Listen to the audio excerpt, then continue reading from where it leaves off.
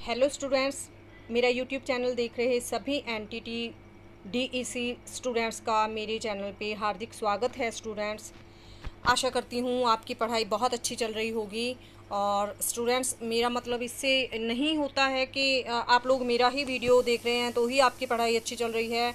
आप लोगों के पास जितना भी मटेरियल है, आप लोग सबसे सारे मटेरियल में से अपनी तैयारी कीजिए पेपर की, ताकि आपके अच्छे मार्क्स आएँ, आपका ये जो एग्ज़ाम है वो छूटे नहीं और आपके क्लियर हो जाएं। स्टूडेंट्स, देखिए, आपको पता है वैकेंसीज़ को हरी झंडी दे दी है सरकार ने, और वो कभी भी वैकेंसीज़ हमारे सामने आ सकती हैं। तो मैं चाहती हूँ कि जितने भी स्टूडेंट्स हैं पढ़ाई कर रहे हैं, सभी अच्छे मार्क्स लेके अपने पेपर्स एग्ज़ाम क्लियर करें और अपनी वैकेंसीज़ को फिल करें। और आपको अब ये टेंशन नहीं लेना है कि वैकेंसीज़ पता नहीं आएंगी कि नहीं आएंगी। हमारे सामने हैं, वैकेंसीज़ को हरी झंडी दे दी है और कभी भी हमारे सामने ये वैकेंसीज़ आ सकती हैं। तो स्टूडेंट्स, आपको अपनी तैयारी ऐसे ही करनी है जैसे कि आपका एग्ज़ाम क्लियर हो जाए और आप लोग आगे अपनी जॉब के लिए रेडी हो जाएं। तो मेरी तो यही कामना है कि आप सब अपने लक्ष्य में सफल होकर ही अपना जो लक्ष्य है वो प्राप्त करें। तो चलिए स्टूडेंट्स, आपके पास जितना भी मटेरियल है छोड़िएगा मत, सभी में से तैयारी कीजिए। तो चलिए, मेरे जो भी मैं अपने तरफ से क्वेश्चंस लेके आती हूँ स्टूडेंट्स, जितने भी वीडियोस में क्वेश्चंस बताए हैं मैंने, मेरे लिए सभी इम्पॉर्टेंट हैं। क्योंकि मुझे नहीं पता कि कहाँ से जो सरकार है उन्होंने हमारे लिए एग्ज़ाम्स में कौन से क्वेश्चंस पूछ लेने हैं उन्होंने, और आपके सामने कौन से क्वेश्चन आएंगे। मेरे लिए सारा मटेरियल जो है सारा ही इम्पॉर्टेंट है। तो आप लोगों को कुछ भी नहीं छोड़ना है, सारा मटेरियल ही आपको रीड करना है। तो आपकी एक और हेल्प के लिए मैं यहाँ पे और क्वेश्चंस लेके आई हूँ स्टूडेंट्स, देख लेते हैं। चलिए, आपका ज़्यादा समय नहीं लूँगी। तो पहला क्वेश्चन देख लेते हैं स्टूडेंट्स, अहाँ केंद्रित विचार शक्ति। और ये अहाँ केंद्रित विचार शक्ति क्या है स्टूडेंट्स, इसको एक्सप्लेन करना है हमें, और इसको एक्सप्लेन कर लेते हैं। स्टूडेंट्स, ये बच्चों की जो अंतरात्मा से बच्चे सोचते हैं, अपने लहजे से बच्चे सोचते हैं, अपनी बुद्धि से, बौद्धिक विकास से जो बच्चे सोचते हैं कि कौन सा कहाँ पे ये सही है, और उन्हें लगता है कि जो खुद सोच रहे हैं वो ही जो दूसरे हैं उन्हें भी वही अच्छा लगता है, सही है, वो भी यही सोचते हैं। तो यही अहाँ केंद्रित विचार शक्ति है उनकी। तो आगे डिटेल देख लेते हैं आपकी नॉलेज के लिए, और पढ़ लेते हैं स्टूडेंट्स। पियाजे ने इस योग्यता के विकास का पता बच्चों में लगाया है, और उन्होंने बताया कि शालापूर्व बच्चे चीज़ों को पूर्ण अपने नज़रिए से ही देखते हैं और अपने ही विचारों के संबंध में सोचते हैं। तो यहाँ पे ये हमें क्लियर हो गया है स्टूडेंट्स, अपने विचारों में ही खो करके, डूब करके बच्चे सोचते हैं। तो आगे है, वे महसूस करते हैं कि दूसरे लोग उन्हीं की भांति देखते, समझते व घटनाओं व क्रियाओं को व्याख्यात करते हैं। वे मानते हैं कि दूसरे भी उन्हीं की भांति देखते, समझते और महसूस करते हैं, और जो वे कर सकते हैं दूसरे भी उसे करने में समर्थ हैं। और देखिए, वो बच्चे सोचते हैं कि जो वो सोचते हैं कि देखिए, जैसे हम एक बिजली का बल्ब लेते हैं, तो वो बच्चे सोचते हैं कि ये जो बिजली का बल्ब हमारे सामने जग रहा है, इसमें शॉर्ट है। यदि ऐसे ही हम उसे हाथ भी लगाएंगे, जैसे कि हम बड़े हैं जो उन्हें हाथ लगा के उसे उतारते हैं, तो बच्चे समझते हैं कि वो उसे ऐसे उतारने में भी उससे शॉर्ट लग जाएगा। तो जैसे बच्चे सोचते हैं, छोटे बच्चे सोचते हैं कि पानी है, पानी की बाल्टी है, और ये हम इसमें डूब जाएंगे। तो बच्चे जो सोचते हैं तो उन्हें लगता है कि ऐसा ही हमें भी लगता है, बड़ों को भी लगता है स्टूडेंट्स। ऐसे आप ऐसे कई सारे जो पॉइंट है ये अपनी तरफ से भी जोड़ करके इसमें लिख सकते हैं। कोई भी यहाँ पे कठिनाई नहीं है स्टूडेंट्स, बस इसको एक समझने की ज़रूरत होती है। तो आगे चलते हैं। यदि वे अप्रसन्न हैं, यानी कि खुश नहीं हैं, तो दूसरे भी ऐसा ही महसूस करते हैं। उन्हें लगता है कि यदि हम दुखी हैं तो दूसरे भी दुखी हैं। और आगे, यदि वे अपनी आंखें बंद करके भी कुछ नहीं देख पाते, तो वे मानते हैं कि कमरे में उपस्थित अन्य लोग भी जिन्होंने अपनी आंखें बंद नहीं की हैं उनकी तरह कुछ नहीं देख पाएंगे, और उन्हें लगता है कि उनकी आंखें भी बंद है, उन्हें भी कुछ भी दिखाई नहीं दे रहा है। पियाजे ने बालिका की विचार शक्ति के इस गुण को अह केंद्रित का नाम दिया है। उनका कहना है कि शालापूर्व बच्चे नहीं समझते कि दूसरा जो व्यक्ति है उसकी उसी वस्तु स्थिति को भिन्न तरीके से देख सकता है और भिन्न निष्कर्ष पर पहुंच सकता है, मतलब भिन्न नतीजे पर पहुंच सकता है। बहुत ही आसान सवाल है स्टूडेंट्स, बस आपको याद रखना है कि आपने कौन से पॉइंट यहाँ पे देखे थे। एक भी पॉइंट आपको याद आ जाता है तो मुझे आशा है कि आप लोग खुद ही ये क्वेश्चन लिख लेंगे। तो चलिए अगला क्वेश्चन है, कुपोषण वाले बच्चों के आहार में क्या दें और क्या ना दें। स्टूडेंट्स, हमने भोजन की जो बच्चों का आहार है अभी तक कुछ भी नहीं उसके बारे में बातचीत की है, तो चलिए इसके बारे में भी बातचीत कर लेते हैं। जिन बच्चों को कुपोषण है उनके आहार में क्या होना चाहिए। स्टूडेंट्स, बच्चों को दिया जाने वाला आहार ना तो बहुत गर्म होना चाहिए और ना ही बहुत ठंडा। यदि आहार ज़्यादा स्वादिष्ट, आर्थिक बहुत मसालेदार या बहुत मीठा या तला हुआ है तो यह छोटे बच्चे के पाचन तंत्र के अनुकूल नहीं होता है। स्टूडेंट्स, हैवी जो खाना होता है तो हम वो नॉर्मल बच्चों को भी नहीं देते हैं, क्योंकि उनकी पाचन शक्ति अभी उतनी परिपक्व नहीं होती है जितनी कि हमारी होती है, तो उन्हें उनके हिसाब से ही खाना दिया जाता है और उनके स्वास्थ्य के लिए हानिकारक हो सकता है। इसके अतिरिक्त शालापूर्व बच्चों के लिए आहार बनाते समय तालिका में दी गई करने तथा न करने वाली बातों को ध्यान में रखना भी ज़रूरी है। तो यहाँ पे बताया गया है कि जो कुपोषण वाले बच्चे होते हैं उनके लिए आहार में कौन सा काम है वो करें और कौन सा ना करें, और जो आहार देते समय हम कौन सी गलती ना करें स्टूडेंट्स, और क्या करना चाहिए। यहाँ पे ये तालिका जो है मैंने तैयार की है, तो देख लेते हैं। करने योग्य, ये जो यहाँ पे हमारा यहाँ पे मेरी जो राइट साइड है और आपकी जो है लेफ़्ट साइड है। स्टूडेंट्स, करें या ना करें, कौन सी बातें करें और कौन सी नहीं करनी चाहिए। पहला पॉइंट देख लेते हैं, बच्चे को दूध, हरी पत्तेदार सब्जियां, गाजर, आम, पपीता और विटामिन ए की प्रचुरता वाले अन्य आहार दें।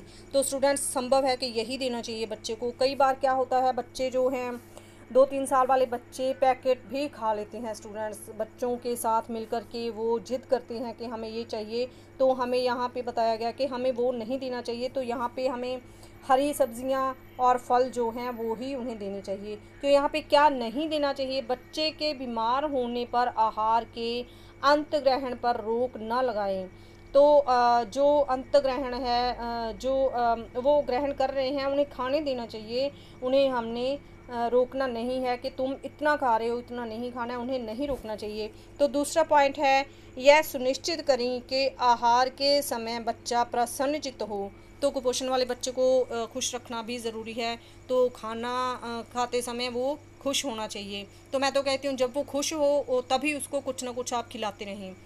तो इसके लिए ना करें, कौन सा काम नहीं करना है, प्रतिरोधक या दंड के रूप में भोजन का प्रयोग ना हो।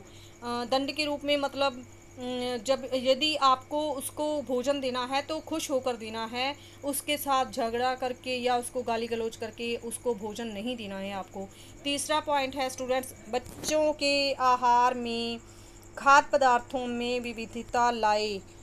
मतलब जो विभिन्नता जो होती है, यहाँ पे विविधता का मतलब होता है विभिन्नता लाएं, मतलब एक ही तरह के आहार बच्चों को ना दें, अलग अलग तरह के आहार जो है बच्चों को देने चाहिए। तो यहाँ पे खाने के लिए बच्चे से के साथ ज़ोर ज़बरदस्ती ना करें कि यदि वो नहीं खा रहा है तो उसको ना खाने दें, उसके साथ ज़बरदस्ती ना करें। चौथा पॉइंट है स्टूडेंट्स, कम मात्रा में किंतु थोड़ी थोड़ी देर में आहार दें। कम मात्रा में दें क्योंकि बच्चा है, जितना वो खा सकता है उसे अच्छी तरह से पचना चाहिए, हज़म हो जाना चाहिए। तो इसमें यही अभिप्राय निकलता है। बहुत गर्म या ठंडा भोजन ना परोसें, उतना ही गर्म होना चाहिए जितना कि बच्चा खा सके। गर्म भोजन ना दें और उसको ठंडा करके ही दें, और ज़्यादा ठंडा भी नहीं होना चाहिए, बच्चे को अच्छा नहीं लगता। तो पांचवा पॉइंट है, आहारों के बाद में कोई फल ज़रूर दें। जबकि हम आहार बच्चे को खिलाते हैं तो उसके बाद हम आमतौर पर ही घरों पे फ्रूट तो होते ही हैं और सभी को पता ही है कि फ्रूट बच्चे को देना है, तो वो ज़रूर दें। बहुत जो है स्पाइसी या मसालेदार आहार ना दें उसको। तो पहले ही हमें बताया गया है कि मसालेदार आहार उसको नहीं देना है। और उसको जो मसालेदार पैकेट आते हैं वो भी उनको नहीं देने हैं। तो स्टूडेंट्स, ये कुपोषण वाले बच्चे के लिए हमने पढ़ा कर क्या करें क्या नहीं करें। तो हमारा यहाँ पे तीसरा क्वेश्चन रहेगा स्टूडेंट्स, शालापुर बच्चे के लिए व्यंजन बनाते समय बनाने के लिए कोई 2 तरीके लिखिए। तो यहाँ पे 2 तरीके हमने लिखने हैं। 2 भोजन जो हैं बच्चे को जो अच्छे लगते हैं वो हमने यहाँ पे बना के देने हैं, और वो संतुलित भी होने चाहिए। तो यहाँ पर कोई भी उलझुल जो चीज़ है वो नहीं लिखी है मैंने। तो बच्चों के लिए जो फ़ायदेमंद है वो ही 2 चीज़ें मैंने आपके लिए लेकर के आई हूँ। तो यहाँ पे उसका जो सारा ब्यौरा है, जो चीज़ जहाँ पे जैसे मिक्स वेज सैंडविच है तो वहाँ यहाँ पे सारा ब्यौरा इसका दिया गया है कि कैसे बनाते हैं। तो चलिए हम सीख लेते हैं स्टूडेंट्स, मिक्स वेज सैंडविच बच्चों के लिए कैसे बनाते हैं। तो यहाँ पे पहले सामग्री देख लेते हैं। पहला पॉइंट है ब्राउन सैंडविच ब्रेड, आपको 8 पीस चाहिए। दूसरा है गाजर 1 मध्यम आकार की, और तीसरा है शिमला मिर्च 1 छोटा, और चौथा आलू 2 मध्यम आकार के आपको चाहिए। और पांचवा प्याज 1 किसी भी आकार का हो, 1 प्याज आपको लेना है। और यहाँ पे छठा जो पॉइंट है, काली मिर्च पाउडर 1/4 छोटा सा चम्मच। यहाँ पे जो लाल मिर्च पाउडर है आपको बच्चों को नहीं देना है, काली मिर्च ही इस सैंडविच में आपको डालनी है। 7वां पॉइंट है स्टूडेंट्स, हरा धनिया 1 चम्मच बारीक कटा हुआ। और 8वां पॉइंट है नमक स्वाद अनुसार, जितना नमक आपको उसमें डालना है उसके लिए सही हो उतना डालना है। और 9वां पॉइंट है बटर या घी सैंडविच पर लगाने के लिए। स्टूडेंट्स, ये हमारे सिलेबस में है तो ही लेकर के आई हूँ मैं। आम तो मुझे पता ही है कि सभी लोग जो हैं घरों में सैंडविच माताएं जो हैं अपने बच्चों को बना के देती हैं। तो ये सिलेबस में था, इसलिए मैं क्वेश्चंस आपके लिए लेकर के आई हूँ। तो इसकी विधि देख लेते हैं कैसे बनाते हैं। गाजर को कद्दूकस करके उसका सारा पानी निचोड़ दें और निकाल दें। शिमला मिर्च और प्याज को बारीक काट लें। आलू को उबाल कर मैश कर लें। फिर सारी सब्जियों को अच्छे से मिला लें और उनमें से नमक, काली मिर्च और धनिया भी मिला दें। तो कुछ भी दोबारा रिपीट करने वाली कोई बात नहीं है स्टूडेंट्स। यहाँ पे मैं एक बात आपको बताती हूँ कि जब भी मैं गाजर को कद्दूकस करती हूँ उसका पानी निकालना होता है तो मैं पहले ही साफ़ सुथरा काम करती हूँ। गाजर को अच्छी तरह धोती हूँ, फिर जिस चीज़ से उसको कद्दूकस करना है वो भी बहुत ही साफ़ होता है। और इससे कहने का तात्पर्य क्या है कि जब उसका पानी निकालती हूँ, निचोड़ती हूँ, तो वो पानी मैं फेंकती नहीं हूँ, मैं खुद पी लेती हूँ, क्योंकि वह गाजर का जूस होता है स्टूडेंट्स। तो आप भी ऐसा ही कीजिए, उसको साफ़ सुथरा करके कद्दूकस कर लीजिए और उसका, ताकि उसका पानी जो है वो स्वच्छ हो और वो खुद आप इस्तेमाल कीजिए, उसको फेंकिए मत। तो चलिए आगे चलते हैं। ब्रेड के बीच में रख कर के जो दोनों तरफ से हल्का सा बटर या घी भी लगा दें। और आपको यहाँ पे क्या करना है, जो सारी सामग्री है वो ब्रेड के बीच भर लेनी है और उसको तवे पे या किसी भी चीज़ पे जिस पर भी आप पकाते हैं तो दोनों तरफ से घी लगाना है आपको।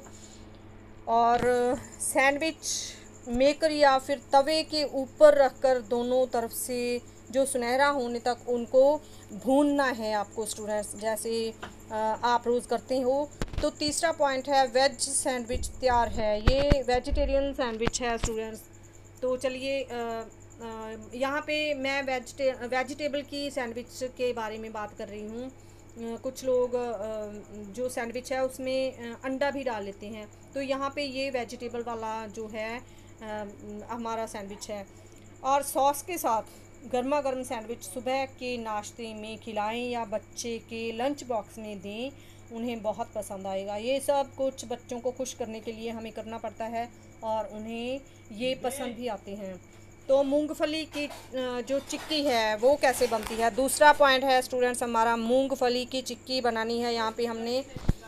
और मूंगफली की चिक्की के बारे में जो सामग्री है हम देख लेते हैं। तो पहला पॉइंट है स्टूडेंट्स, मूंगफली के दाने जो हैं हमें चाहिए 250 ग्राम। और दूसरा पॉइंट है गुड़ या चीनी। यहाँ पे जाहिर है कि गुड़ ही लेंगे स्टूडेंट्स। यहाँ पे 250 ग्राम। और जो घी है यहाँ पे आधा छोटा चम्मच घी चाहिए। और विधि क्या है स्टूडेंट्स, चौथा पॉइंट यहाँ पे है, और कुछ जो भी जैसे हमें सूखा हुआ खोपा डालते हैं वो डाल लेना है। यहाँ पे डैश लिखा हुआ है, जो भी आप चाहें वो डाल सकते हैं। तो विधि है स्टूडेंट्स यहाँ पे तो सबसे पहले मूंगफली के दानों को भूनकर मोटा मोटा पीस लें। और दूसरा पॉइंट है, कढ़ाई में एक छोटी चम्मच घी डालकर गैस पर रखें और गरम करें और गुड़ तोड़कर कढ़ाई में डालें और करछी से गुड़ को चलाते जाएं। मीडियम गैस पर उसको आपको पकाना है। तो तीसरा पॉइंट है, गुड़ पिघलने लगता है, आप उसे लगातार चलाते हुए पकाएं। सारा गुड़ पिघल जाने के बाद चाशनी को 4-5 मिनट तक और पकाएं और आपकी चाशनी जो है वो यहाँ पे तैयार है। तो देखिए, चाशनी में मूंगफली डालकर अच्छी तरह से मिलाइए। 2-3 मिनट तेज़ चलाते हुए पकाइए। एक प्लेट में घी, कढ़ाई में बनी हुई जो चिक्की है तुरंत प्लेट में फैलाइए। यदि उसमें घी लगा होगा तो आपको उसको निकालने में आसानी होगी। यहाँ पे चाकू की सहायता से अपने मनपसंद आकार में काट लीजिए और ठंडा होने तक टुकड़ों को अलग अलग कर लीजिए। और यहाँ पे आपकी जो मूंगफली की चिक्की है गुड़ वाली, बच्चों को बहुत पसंद आती है। तो आपके हाथ की बनी हुई चिक्की यहाँ पर तैयार है स्टूडेंट्स। तो चलिए आगे चलते हैं, जांच सूची और रेटिंग स्केल। तो यहाँ पे जब कटिंग हो जाती है स्टूडेंट्स तो दोबारा से क्वेश्चन नहीं लिखा जाता है, क्योंकि इतना समय नहीं है। तो कई बार कटिंग हो जाती है, इसको आप प्लीज़ नेगेटिव ना लें। तो चलिए आगे चलते हैं, जांच सूची और रेटिंग क्या है स्टूडेंट्स। जांच सूची और रेटिंग स्केल से आपका क्या तात्पर्य है, निकलता है, देख लेते हैं। देखिए यहाँ पे हमारा आंसर है, यह अवलोकन को रिकॉर्ड करने का अन्य तरीका है। तो स्टूडेंट्स यहाँ पे जांच सूची और रेटिंग स्केल पहले मैं आपको मेन डिटेल से बता देती हूँ। बच्चे का जो मूल्यांकन करते हैं, बच्चे का जो मुकाम है, कहाँ तक बच्चा पहुँचा है, वो नोट करने के लिए और बच्चे का अवलोकन जो है करने के लिए ही ये सब हैं। तो यहाँ पे आपको दिखाती हूँ, बताती हूँ। यह अवलोकन को रिकॉर्ड करने का अन्य तरीका है। बहुत से शिक्षकों को जांच सूची या रेटिंग स्केल बच्चों की प्रगति का मूल्यांकन करने के लिए सरल तरीके लगते हैं और यह काफ़ी व्यापक होते हैं और हम इसकी सहायता से विकास के सभी क्षेत्रों में बच्चे की प्रगति का मूल्यांकन कर सकते हैं। और ये सिंपली आपको बताया गया है कि किसी भी क्षेत्र में बच्चे का मूल्यांकन करना हो तो ये जांच सूची और रेटिंग स्केल्स आपके लिए बहुत लाहेवंद हैं। तो आप इसमें रिपोर्ट जो है कभी भी लिख सकते हैं, कहीं भी पर बैठकर भी जो स्टूडेंट अपने शिक्षक हैं वो लिख सकते हैं। प्रगति का मूल्यांकन कर सकते हैं। इसके माध्यम से हम इस बात का मूल्यांकन कर सकते हैं कि हम कार्यक्रम के उद्देश्यों तथा लक्ष्यों को प्राप्त कर सके हैं या नहीं। तो बच्चों के लक्ष्य और उद्देश्य यहाँ पे लिखने हैं, जो लक्ष्य शिक्षक को चाहिए। तो चलिए, इनमें जानकारी जब भी शिक्षक के पास समय हो भरी जा सकती है। इन्हें एक ही बार में पूरा करना आवश्यक नहीं है। बच्चों की प्रगति का मूल्यांकन करने के लिए जांच सूची बनाना, और इस पर एक नोट है यहाँ पे, तो वो भी मैं आपको बताती हूँ। तो चलिए इसको भी देख लेते हैं। ये था हमारे पास जांच सूची और रेटिंग स्केल्स, और यहाँ पे मुझे नहीं पता चला, और यहाँ पे हमारा क्वेश्चन था, अगला क्वेश्चन शुरू हो गया था स्टूडेंट्स। तो आपको समझ में आ गया होगा कि रेटिंग स्केल्स और जांच सूची यहाँ पे क्या मतलब लेकर आती है। तो हमारा अगला क्वेश्चन है, बच्चों की प्रगति का मूल्यांकन करने के लिए जांच सूची बनाने पर एक नोट आपको लिखना है। ये क्वेश्चन आपको आ सकता है। तो यदि आ भी जाता है तो क्या लिखना है आपको इसमें। देखिए, ऐसे मुद्दों की सूची जो महत्वपूर्ण होती है तथा जिनकी जांच की जाती है जांच सूची कहलाती है। जांच सूचियों में बच्चे की योग्यताओं से संबंधित वर्णनात्मक कथन होते हैं। बच्चे द्वारा प्रदर्शित व्यवहार कौशल योग्यता जो कि जांच सूची में वर्णित है का अवलोकन करें और जांच सूची में नोट करें। तो यहाँ पे आपको बताया गया है कि जांच सूची कैसे बनानी है आपको, और मूल्यांकन करने के लिए जांच सूची होती है और इसको कैसे बनाना है। अवलोकन करें और जांच सूची में नोट करें। इस तरह से हम पता लगा सकते हैं कि बच्चे में कौन कौन से कौशल हैं। तो बहुत आसान है। यहाँ पे हमने ये भी बता दिया है कि जांच सूची क्या है और रेटिंग स्केल क्या है। तो जांच सूची में क्या होता है ये भी बता दिया है स्टूडेंट्स यहाँ पे। यहाँ ये थे हमारे आज के क्वेश्चंस, 5 क्वेश्चंस थे स्टूडेंट्स। उम्मीद करती हूँ आपको अच्छे से समझ में आ गए होंगे। तो स्टूडेंट्स, आपने मेरी सभी वीडियोस को बहुत लाइक किया है और कमेंट्स भी आपके अच्छे आ रहे हैं स्टूडेंट्स। और जो लोग कह रहे हैं कि हमारे पास समय जैसा भी है, आज उनका जैसा भी समय चल रहा है समय, तो वो मेरी वीडियोस को देख के तैयारी कर रहे हैं, तो मैं उनकी आभारी हूँ। और बहुत बहुत धन्यवाद आपका। आपको मेरे वीडियोस पसंद आ रहे हैं स्टूडेंट्स। तो स्टूडेंट्स, यहाँ पे मैं आपको बता दूं कि कोई भी पेपर की जो पूरा पेपर हल मैं नहीं कर सकती, समय नहीं है हमारे पास इतना। पेपर्स जो हैं बड़े होते हैं, बड़े बड़े क्वेश्चंस हैं उनके। तो यदि आपको लगता है कि आपका कोई क्वेश्चन छूट गया है, तो मुझे उसे डिटेल में लिख कर कमेंट कीजिए कि ये क्वेश्चन आपको चाहिए, तो मैं आपको वो स्क्रीनशॉट लेके आपके लिए उसका वीडियो बना दूँगी। तो चलिए, तब तक मुझे दीजिए आज्ञा। आप अपनी पढ़ाई जारी रखिए स्टूडेंट्स। Thank you.